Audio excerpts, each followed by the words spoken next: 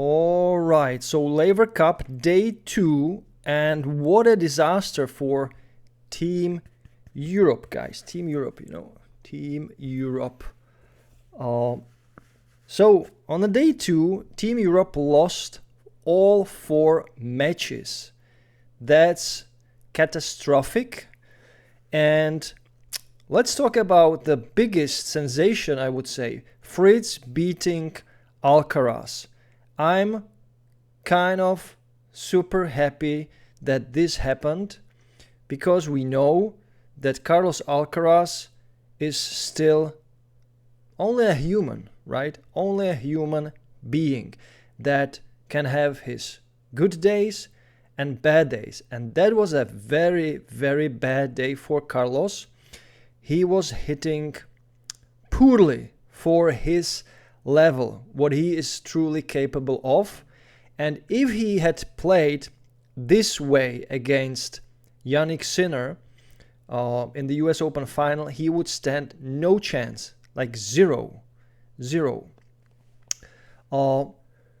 What kind of struck me, let's say, the most is that Carlos, during the whole Laver Cup, after US Open, he said that he took like 4 days off, including the next day after the final, where there was lots of press conferences, photo shootings. So he had like 3 days off, and after those days, he picked up a tennis racket and hit just, very, very in a very relaxed way. So he didn't actually truly practice before Laver Cup, and that's why he is in such a poor hitting form.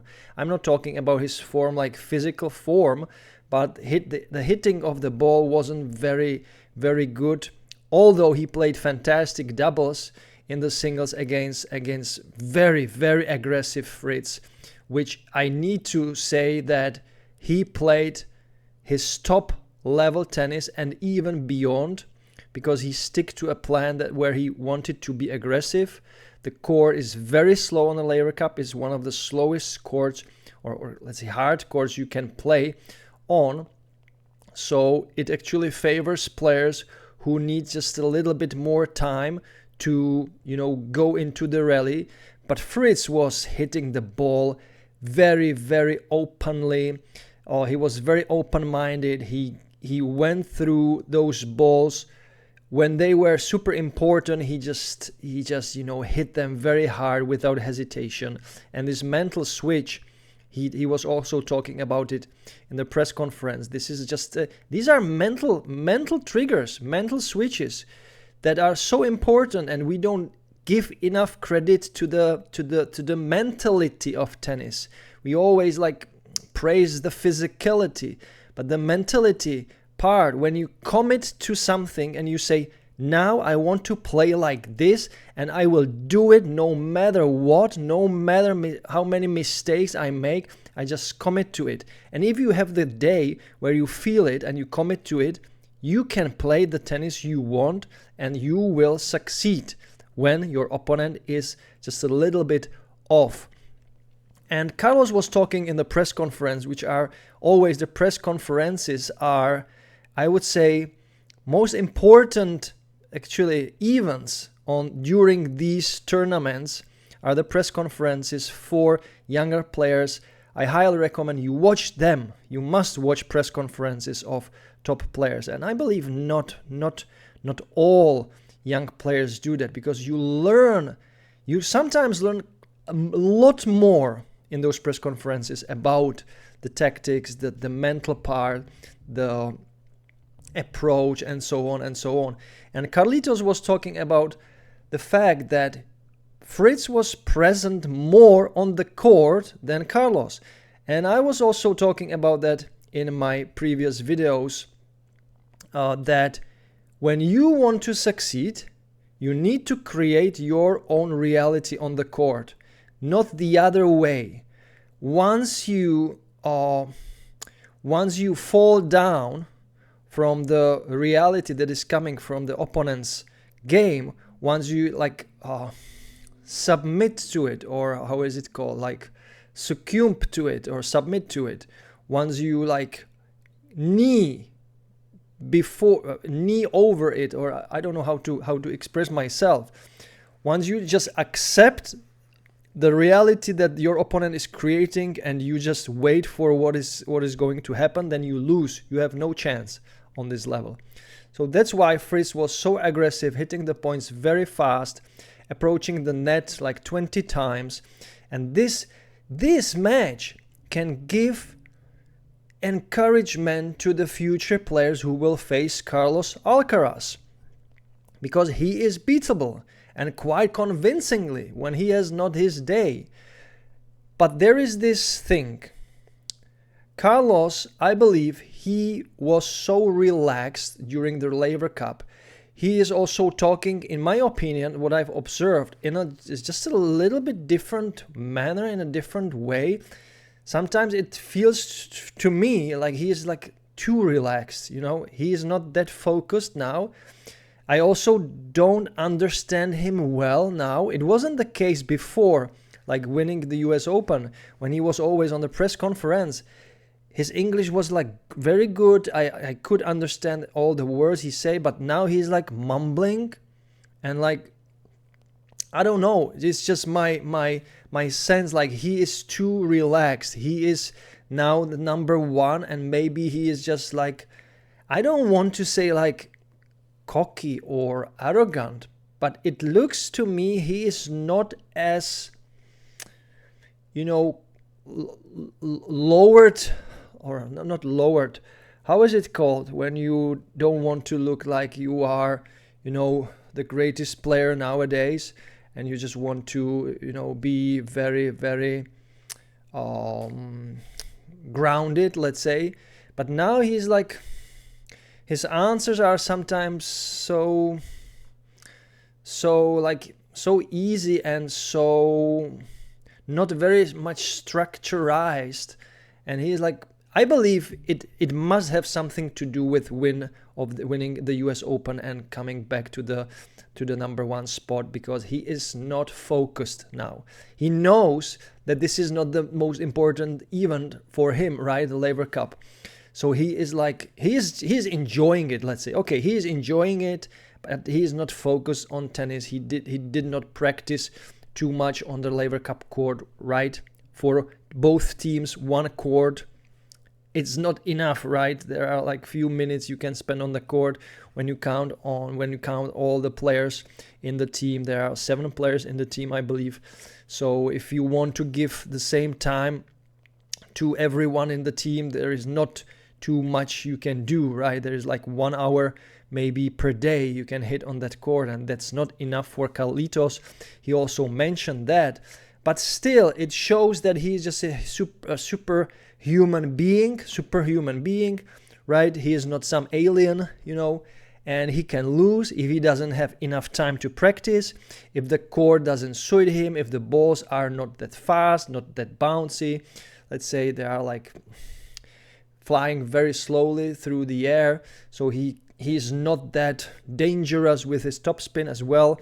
So if these conditions come into the play, then the players can beat him. It's very simple, and I like that, because sometimes when there is this new line of players, Sinner and Alcaraz, and they are so dominant, it might also get a little bit, how would I say, it's always repetitive, it's the same, and we want to see new blood coming in and shaking the world of tennis and seeing the unexpected victories and so on and so on. Then this gives us the sense that it is possible, and it's pumped me up, actually. It pumped me up. Oh, Alcaraz lost to Fritz. Wow. Totally unexpected, but totally possible. So, guys, let me know in the comments. What do you think about Laver Cup in general? What do you think about Alcaraz, about Carlitos? Is this for him just, like he doesn't take it too seriously? In my opinion, yes, maybe he doesn't take it too seriously, but in my opinion, it is connected with the fact that he did not have enough time to practice on the court and that's why his shots lack the surprise, the speed, the precision. There is also not very good. The overall, like the movement on the court of Alcaraz is not that good, but he earned his spot right as a number one. So we cannot expect like he will be like a robot playing every single match. And he told that also in the press conference, that you cannot expect, even though I am world number one, that I will be dominating and winning every single match. It's just not possible. Sometimes the body will tell you, hey man, relax now. You can relax, then relax, right? Don't be so into it, right? Yeah, so fantastic. And I will touch also Zverev, because I think that's the very opposite of what we want to see from a player of his caliber. There is still something going on with Zverev, and I'm not a fan of his press conferences when he loses the match. The press conference is not very nice from him. He is like, yeah, bad day, okay, bad match, bad. He doesn't want to talk about it. He doesn't give enough information. He just wants to be finished as fast as possible, and that's wrong. When there is this feel that you are lost in tennis, that you don't know how to continue maybe, or how to improve, you need to talk about it. Don't put the pressure only on you. You cannot figure everything out by yourself, even though you are a long-time professional. So I believe Zverev should be more open to all the people that are approaching him and trying to help him. He seems to me like this, I don't know, like a weird mixture of personalities. He can be fantastic when things go his way, but when not, he is like, So I think that he should change this attitude, and he should be more positive and more talkative, even though it is hard after such a loss he went through against de Minaur. So yeah, fantastic Laver Cup, 9-3 for the team world. Totally unexpected for me. I thought it would be the opposite, but we will see where the things go, and I still have hope in Team Europe that can beat Team World. So guys, let me know in the comments, what do you think about Carlos Alcaraz? Is he still is he in a hibernation mode now, or what is going on with him? And if you watch Laver Cup, drop some comment. What do you like? How you are excited? Because I'm totally excited about Laver Cup, as I was part of it, let's say, as a visitor 2017 in Prague, the very first Laver Cup. There were all the stars of tennis, including Federer. Absolutely fantastic. Don't miss this event in your lifetime. Go there. Watch it live. It's unbelievable. So guys, subscribe if you are new, and thank you so much for your support, for your comments. It's been very nice, and I hope I will catch you in my next video, and enjoy the manooovrlbity. Bye guys.